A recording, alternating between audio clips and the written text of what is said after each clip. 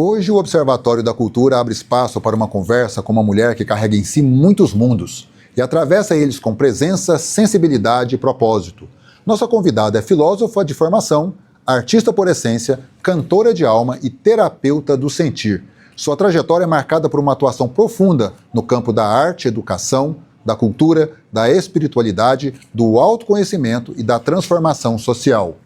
Ao longo de mais de 20 anos de caminhada, ela esteve em palcos, escolas, projetos sociais, instituições e territórios diversos, sempre cultivando vínculos humanos e propondo olhares amplos sobre o mundo. Hoje atua como analista de projetos sociais no Instituto Alair Martins, o IAMAR, onde articula cultura, juventude, empreendedorismo e sustentabilidade em projetos de impacto. Mas para além dos cargos e funções, Maíra é uma presença que inspira reconexão com aquilo que importa: o cuidado, a escuta, o corpo, o tempo da alma. Ela também é mãe e leva essa experiência como parte fundamental de sua visão de mundo e forma de atuar. Nessa conversa com Maíra Ávila, vamos falar sobre feminino, cultura, arte, trabalho, futuro e transformação. Vamos escutar que essa trajetória múltipla tem a nos ensinar sobre como viver e trabalhar com mais sentido.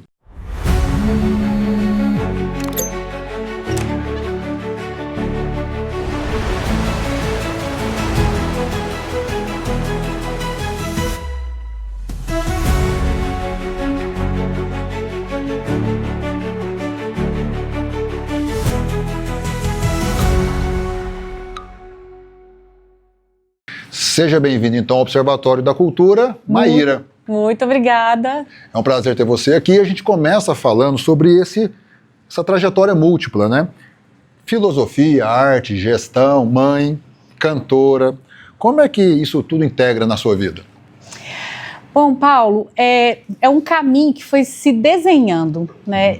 Ao longo da minha vida, eu fui observando as oportunidades que surgiam e aí a minha motivação em agarrá-las, em experimentá-las, foi determinando esses caminhos. Mas eu me lembro que desde criança, eu sempre fui uma criança curiosa. E aí depois eu percebi o quanto isso tem o quê de educação, de filosofia, de querer olhar a vida, ter uns olhos com curiosidade para a vida. E aí, também criança, essa experiência com o canto, com a dança, com a arte, porque na infância a gente tem mais liberdade para poder experimentar. Então a gente ou vai para algo que está artístico ou para o esporte, enfim, essa brincadeira de viver, que a gente experimenta muito na infância, permite também a gente entender o que é o nosso lugar de potência, de talento, de brilho, de bem-estar. Então eu fui uma criança que brincou muito, também gostava de cantar, de dançar. E aí, com as oportunidades que eu tinha, porque meus pais me ofereceram isso e depois outras escolhas, eu fui observando que eu gostava de fazer isso e que eu queria que a minha carreira passasse por esse lugar. Mas que eu também tinha um momento que eu era questionadora, sabe? Eu falava que eu era uma jovem, uma adolescente rebelde, mas uma rebeldia que fazia perguntas, que questionava, que não se conformava com o que estava posto. E aí hoje, né, no momento da minha vida, eu olho para tudo isso e falo, eu fui conciliando, né, meu interesse intelectual e aí indo para a área da filosofia enquanto estudo acadêmico, mas também não deixando de ter aquele tom de infância e de brincadeira quando eu canto, quando eu danço, quando eu estou ligada à parte cultural, mas que também tem uma vocação que envolve desenvolvimento humano, gente, que aí passa por esse trâmite da educação. E em muitos momentos eu já me senti assim, tentando dar respostas, esperando que eu as encontrasse prontas. E na verdade eu vou construindo essa minha história, eu vou construindo essas respostas, porque não tem algo ou alguém parecido assim, sou eu, é a minha singularidade que foi transformando isso, juntando essa experiência que eu falo que é de filosofia enquanto experiência de vida, que depois se formaliza e permite que eu atue também na área da educação, esse gosto pela cultura. E aí eu vou vendo que essa virou minha história, minha trajetória.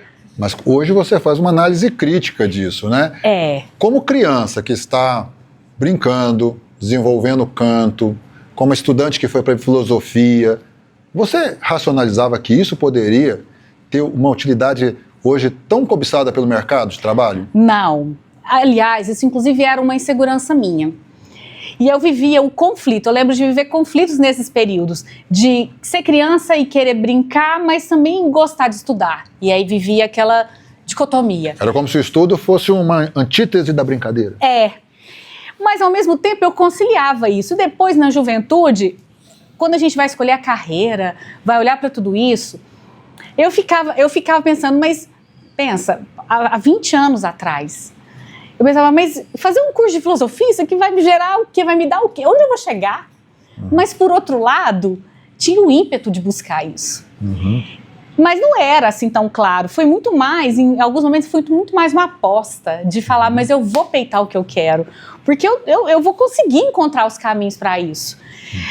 É claro que no período da minha escolha acadêmica, eu já estava trabalhando no Encantar, uma ONG aqui de Uberlândia, que já tinha todo esse trabalho ligado à formação humana.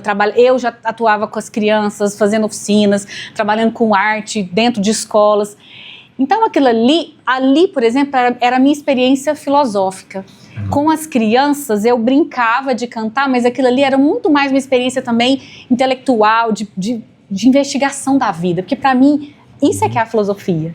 Fala um pouco do Encantar, dessa experiência toda. Por quê? Porque é um grupo que marca a vida de muita gente, que é aqui da região, mas também tem uma estrutura de empresa, de segurança, de ter buscado projetos, de pessoas que buscaram conhecimento para manter aquilo. Não é aquilo que a gente ouvia há muito tempo no passado, que é uma arte, né, sem uma organização. Exatamente. Você acredita que isso te ensinou mais sobre arte ou mais sobre negócios? Tudo, me ensinou sobre tudo. Bom, eu sou daquele grupo de crianças que começou a cantar criança. Eu tinha 11, 12 anos, recebi o convite do Marquinhos para cantar. Pensa, era uma criança que gostava de cantar. E foi incrível, porque na primeira apresentação eu perguntei para ele, o que vai ser da gente depois? E ele me respondeu, não, eu não sei. Nós não tínhamos ali planejamento do que ia ser. O Encantar já está com quase 30 anos e a subsistência, a sobrevivência do Encantar, ela é resultado disso. De uma iniciativa que envolve esse lugar da cultura, da educação, mas extremamente estruturada.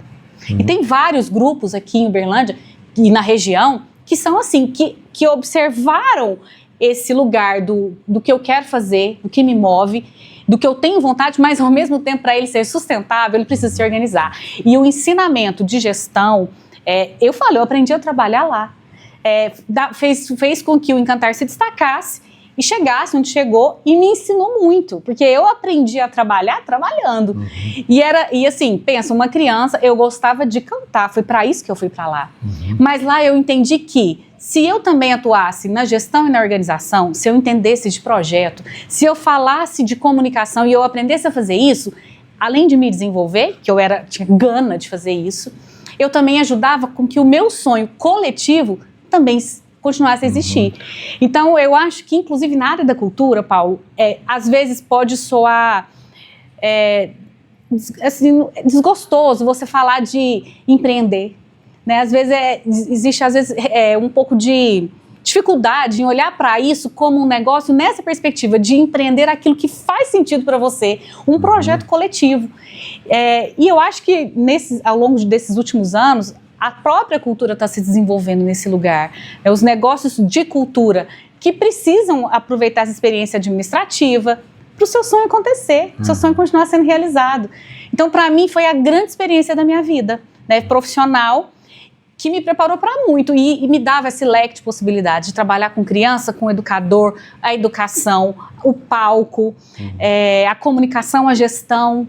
Então, tudo isso que a gente pergunta numa seleção de trabalho, se a pessoa tem, né? Exatamente. E eu não fiz isso planejado. Isso aconteceu. E hoje eu olho para minha vida e falo, uau, eu tive essa oportunidade. A gente está aqui no Observatório e a gente pega muitos exemplos desse e, obviamente, a gente está puxando aqui de que é a arte entrando no mercado de trabalho. Isso. Se a gente for um pouco mais criticista aqui, a gente não poderia também, e como você entende isso, que é o mercado de trabalho também se apropriando da arte para poder formar a mão de obra dele. Isso pode ter um viés negativo também?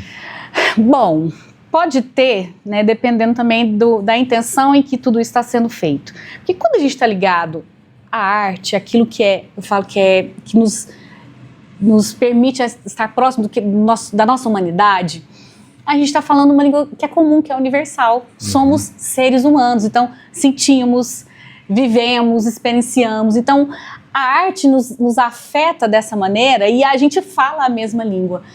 E ela nos humaniza, ela nos sensibiliza. Então, nos ambientes corporativos, que às vezes as coisas são mais frias, mais distantes, talvez é exatamente esse ponto da arte, esse ponto da sensibilidade que permite engajamento, que permite performance, criatividade. Então tem tantos pré-requisitos para o mercado de trabalho, o mundo do trabalho hoje exige tanto habilidades, competências, que se você observar, exatamente experiências despretensiosas como brincar, cantar, a arte, a cultura, que te permitem desenvolver tudo isso. Então eu acredito, por exemplo, que a infância e a adolescência são espaços para a gente experimentar e descobrir onde é que você tem esse lugar mais forte. Porque lá no mundo do trabalho depois, você pode ser exigido e de uma maneira que você está pronto se você experimentou. Então eu acho sim que o mercado de trabalho pode usar isso, se não for bem usado pode ser negativo, mas eu acho que todo mundo cresce quando a gente se vê como humanidade. Você falou sobre o Encantar aqui no Triângulo Mineiro, mas hoje você está numa organização que conhece e relaciona com outras organizações também ligadas a culturas do Brasil inteiro. Isso. Como é que você avalia? O Brasil está bem servido de grupos que têm essa mentalidade? Bom, eu acho que sim. O Brasil está bem servido, mas eu acho que precisa também desse ponto de cada vez mais profissionalização. Porque ainda existe essa visão de que cultura é segundo plano, nem sempre todo mundo está profissionalizado nesse sentido, mas tem sim muitas e belas iniciativas Brasil afora de gente empenhada, comprometida, que tem um propósito e busca formas de cada vez mais se aprimorar enquanto organização para fazer a entrega que tem que fazer para o mundo. E aí eu estendo, né, da área da cultura e educação, eu estendo para a área do esporte, iniciativas ligadas à infância e adolescência, idosos, PCDs, enfim, toda essa gama, né, de variedade de você poder trabalhar com o ser humano e que cada vez mais a gente está indo coletivamente para um horizonte que é positivo, que é benéfico, que é para o bem. Na organização, no IAMAR, também no Grupo Martins, você percebe que essa valorização do profissional que tem todas essas camadas, que tem esse universo de conhecimentos, ele é valorizado e como que seria? Bom, eu estou aqui dentro do Instituto Alar Martins, que é o braço social do Grupo Martins. Então, você já percebe uma visão de grupo, uma visão empresarial de que é preciso dar destaque, espaço para iniciativas que são sociais. Que não é de hoje, né? Não é uma moda que chegou agora no grupo, não é? De forma alguma, tanto que o Instituto tem 20 anos. O IAMAR completou 20 anos agora em junho. E então você vê que há 20 anos atrás, o seu Alar Martins, que é o fundador do Grupo Martins, já tinha essa intenção e queria fazer essa entrega para o mundo. E aí, para isso, pessoas qualificadas para poder fazer isso acontecer. Eu cheguei no grupo há pouco mais de um ano, mas nesse lugar de vir com a minha experiência, de alguém que já esteve do lado do terceiro setor. E aí eu sempre falo, eu entendo o dilema do lado de lá. Eu brinco com a ideia de que eu estou na mesma reunião que eu sempre participei, sentei do outro lado da mesa. E eu posso fazer esse diálogo com quem está ali, vivendo os perrengues de quem vive no terceiro setor. E trazendo para o lado do segundo setor também, essa visão humana, essa visão de que o negócio, ele também envolve lucro, mas ele envolve impacto quando se trata de terceiro setor. E porque a nossa tendência hoje, é a gente trabalhar em rede. É a gente poder pegar o melhor de todos e se beneficiar disso enquanto coletivo. Então eu acho que tem iniciativas muito bem sucedidas, e eu preciso destacar essa aqui do Grupo Martins e o IAMAR, de olhar para esse lugar e investir nisso, cuidar disso. É claro que sempre tem algo a melhorar, mas é bom que a gente já tenha história para contar. Quero fazer uma pergunta aqui que pode ser difícil. Nós estamos falando aqui das várias camadas da Maíra, né? Filósofa, mãe. Quando você senta nessa mesa que você citou, Qual que você acredita que é aquela que tem mais saberes para colaborar com uma organização? Uau! Bom, eu acho que a minha experiência, né, ligada ao terceiro setor, com tudo que eu vivenciei no Encantar, eu acho que a gestora cultural, né, esse lugar de saber lidar com gestão de cultura, sim. Uhum. Eu acho que a artista, ela vem com esse lado do inusitado, talvez, sabe? Uhum. Sabe quando num ambiente corporativo vem alguém que canta e é totalmente diferente? Uhum. Eu acho que tem um quê de disruptivo, tem um quê de inovador. Então, eu acho que tem esse espaço de fazer uma quebra. Mas eu acho, Paulo, que o lugar de olhar para o ser humano, e aí eu acho que a dimensão da educação é muito forte nisso. Eu tive a oportunidade de ser da descendência pedagógica do professor Antônio Carlos, que é o consultor pedagógico do IAMAR. Isso há muitos anos atrás, sem nenhuma perspectiva naquele momento de estar onde eu estou. Uhum. Mas hoje eu cumpro a minha missão como educadora de disseminar esse legado para as juventudes, que é uma das frentes de atuação do IAMAR. Então, quando eu olho e estou nesse lugar que permite falar sobre o desenvolvimento humano, eu acho que também é uma contribuição que dentro de um negócio não necessariamente vem nesse lugar, ele vem como pensar em carreira, mas aqui não, aqui é de deixar um impacto positivo para o mundo. Uhum. E foi um assunto que você citou, inclusive citando a pessoa, no seminário de Paracatu, quando você falou da educação interdimensional, né? Você falou do Delors e do Antônio Carlos. Isso. Gomes da Costa, para quem buscar a bibliografia. Como que essa visão deles afeta todo esse entendimento da Maíra e também do IAMAR? Então, como eu tive a oportunidade de conhecer o professor Antônio Carlos, eu participei de uma formação com ele, foi ali, por exemplo, que eu comecei a olhar para a minha vida nessa perspectiva de projeto de vida, eu olhar para o meu projeto de vida.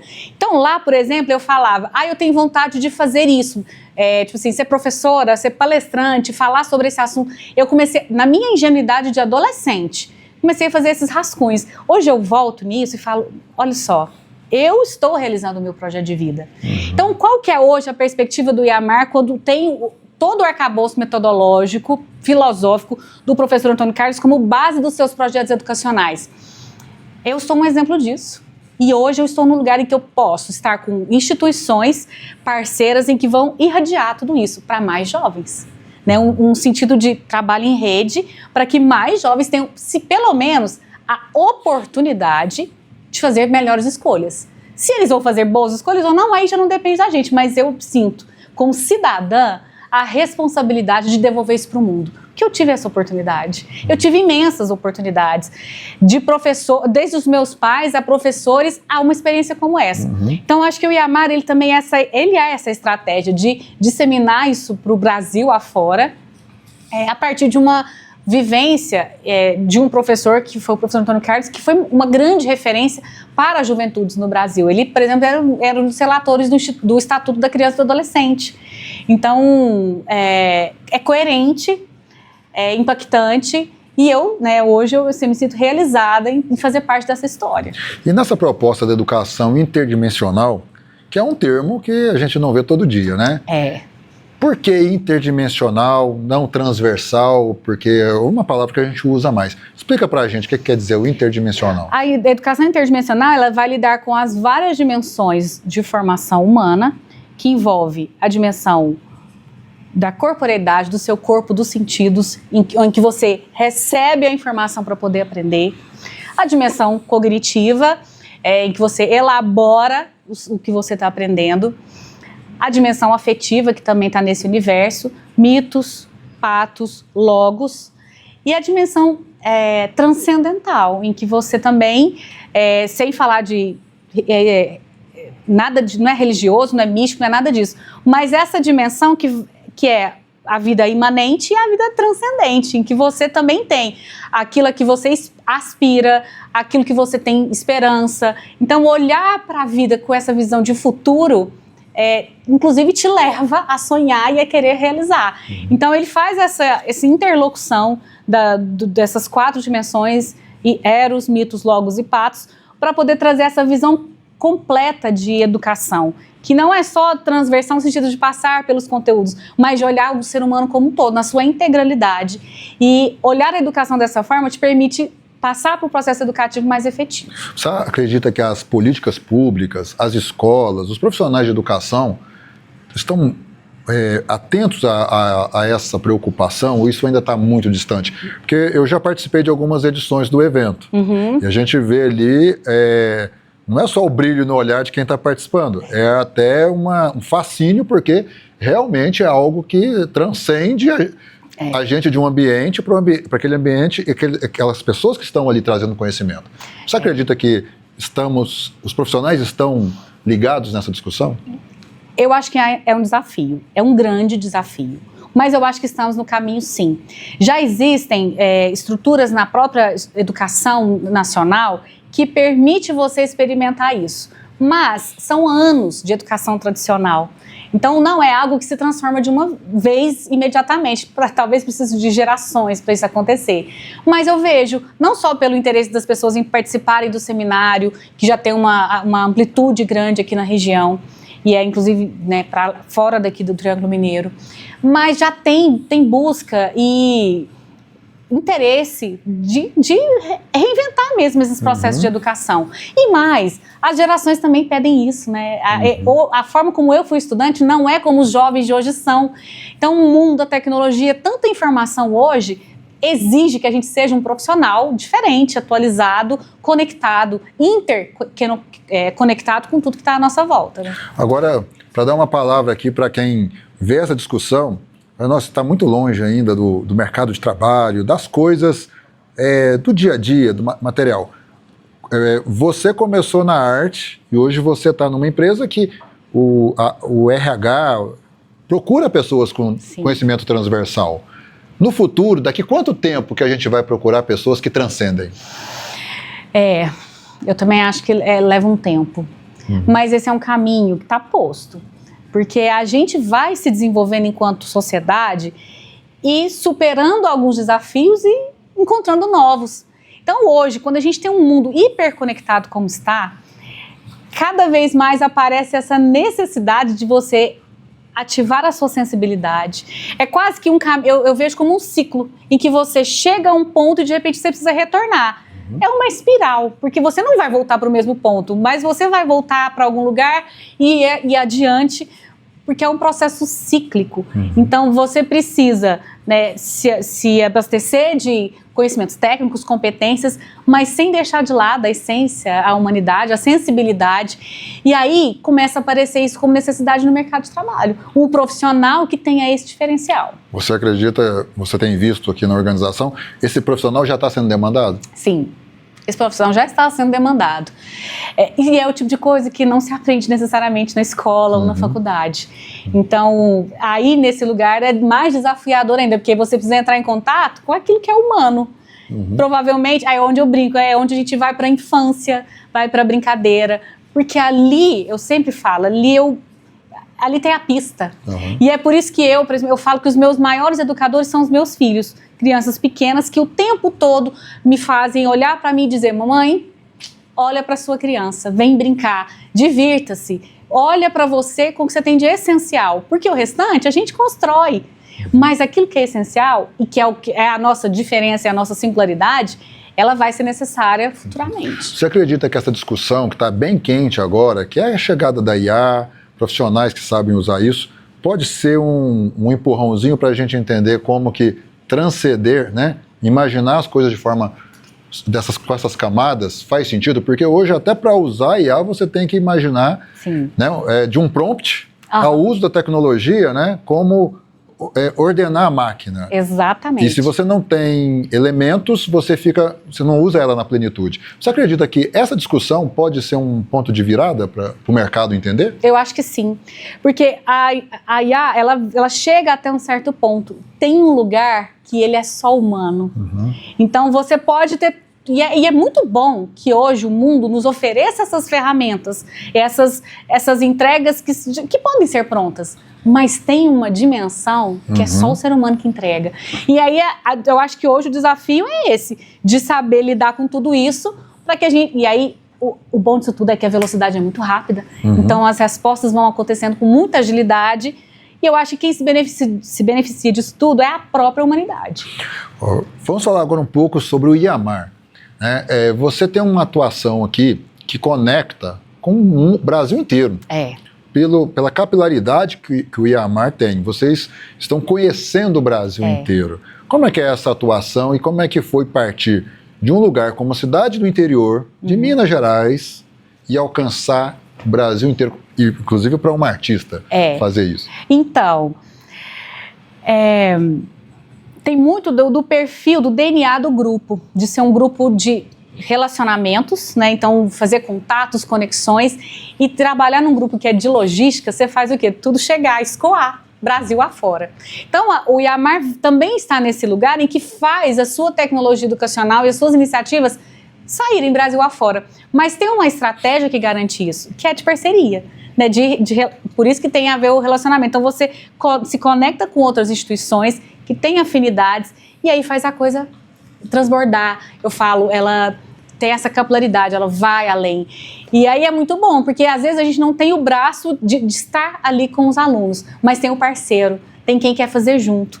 Então, para mim, quando eu me dei conta, assim, quando eu me dei conta de tudo isso que o IAMAR fazia e eu já conhecia, para mim foi um grande boom, tipo, uau, como a gente pode, né, fazer coisa boa no mundo a partir do nosso trabalho, da nossa carreira, da nossa vocação. Então, para mim, é motivo de alegria e de realização fazer tudo isso. E como vocês escolhem os projetos? Por que determinado projeto ele é escolhido pelo IAMAR? Bom, tem uma frente que é a educacional, que é a iniciativa do IAMAR enquanto oferecer sua tecnologia, que é o programa ESAP. Então, ele tem uma forma de acontecer que envolve essas parcerias e está voltado para a educação empreendedora para juventudes, mas tem também iniciativas como projetos incentivados, que aproveitam oportunidades de renúncia fiscal das empresas para poder executar suas ações. Aí, nesse caso, é bem mais variado. Então, pode ser na área da cultura, do esporte, da saúde, idoso, infância e adolescência. E a gente recebe muitas iniciativas. E tem a ver, nesse caso, com a competência, com a coerência, com a estratégia, às vezes, do grupo de querer atuar, às vezes, em algum território, que como o Martins tem atuação no Brasil inteiro, às vezes o momento é de foco num determinado território.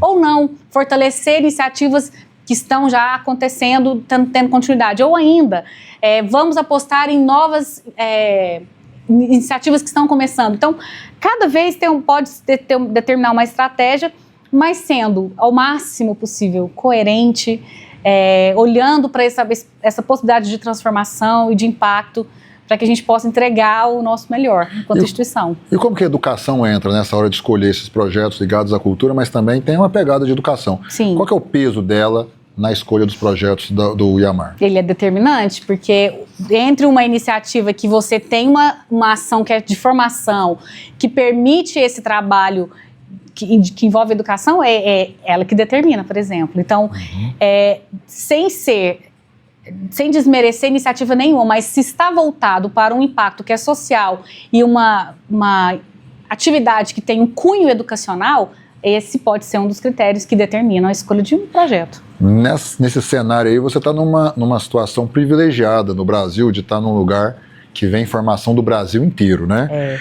O que você tem percebido que é tendência que a gente vê no Nordeste, vê no Norte, e tem uma tendência do que a gente pode esperar aí nessa construção cultural? Bom, o que eu vejo, assim, existem diretrizes que são para o Brasil todo, mas o mais bonito de tudo é que a cada região, e eu acho que isso é cultura, e cultura não como expressão só artística e tudo mais, mas cultura como modo de vida, em que isso emerge, isso aparece, e aí quanto mais a educação aproveita essas oportunidades de identificar o que é pertinente para o Nordeste não é para o Sul, e ali a gente consegue fazer um encontro daquilo que é geral, mas ao mesmo tempo valorizar o que é específico, o que é singular.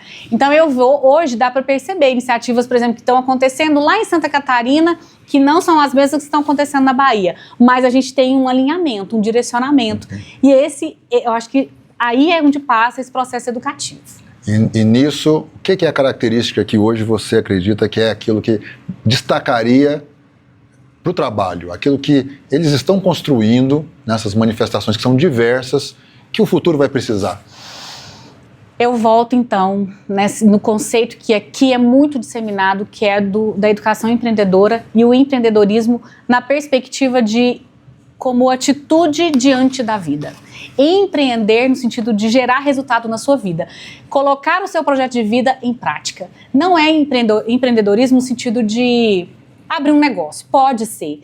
Mas quando você tem a percepção do que você quer realizar na sua vida e consegue fazer isso acontecer, e aí, por exemplo, o Iamar tem uma tecnologia educacional que é o ESAP, que faz isso por meio de criação de projetos e consegue juntar toda essa parte essencial com uma parte prática, então, assim, aí eu vejo isso acontecer, porque eu vi isso acontecer na minha vida. Eu olhei para os meus sonhos e falei, eu quero fazer isso acontecer, e eles estão acontecendo até hoje.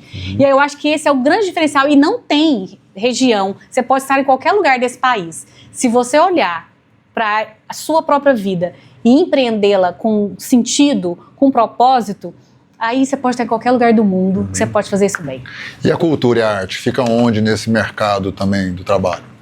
Ela fica aqui, elas estão dentro, e no meu caso, assim, eu vejo que ela transpira, ela exala, porque ela traz, para mim, é onde a gente vê o elemento humano, o elemento sensível, e que às vezes, quando a gente se desconecta dele, a gente começa a se perder.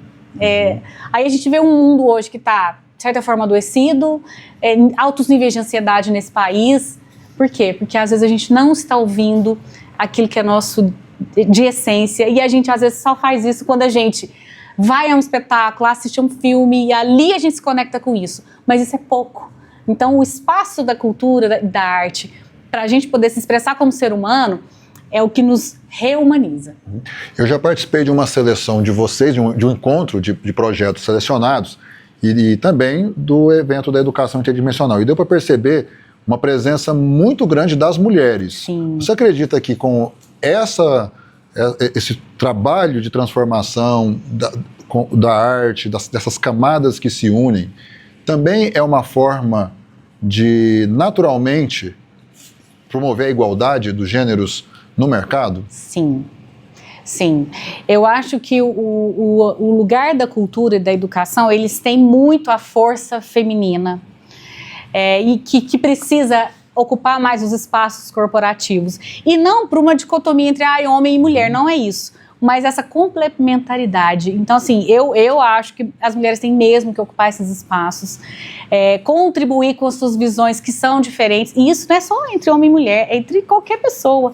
Mas é importante, porque a forma de ver, de sentir, de elaborar, contribui para que isso possa ser, às vezes, mais leve, mais ameno, considerar etapas que, no geral, não se considera. Então, sim, esses espaços, eles são conquistados, e o Iamar, para você ter uma ideia, é um lugar que tem só mulheres atuando. Então, sim, é importante, é um posicionamento, e ele traz esse diferencial. Você acredita que a cultura democratiza mais esse acesso? Sem dúvida, sem dúvida. A cultura é um espaço de democracia, com certeza. E eu acho que ela ensina muito quando ela coloca isso no seu trabalho, no palco, em qualquer lugar. Ela é uma oportunidade de democratização. No exemplo seu, da sua trajetória, que também é mãe, Sim. mulher, artista, né? Você vê que isso também foi uma forma de abrir portas para você como mulher no mercado? Sim. Hoje no corporativo? Com certeza. A minha experiência maior, eu falo assim, trabalhar nesses lugares sempre foram muito acolhedores, e eu não tive assim, experiências que foram desagradáveis de pensar só porque eu sou mulher. Pelo contrário, eu sempre tive oportunidades de que o fato de ser mulher afirmava ali. Então isso tem que ser cada vez mais disseminado, para que mais mulheres estejam também nesses espaços e seguras disso.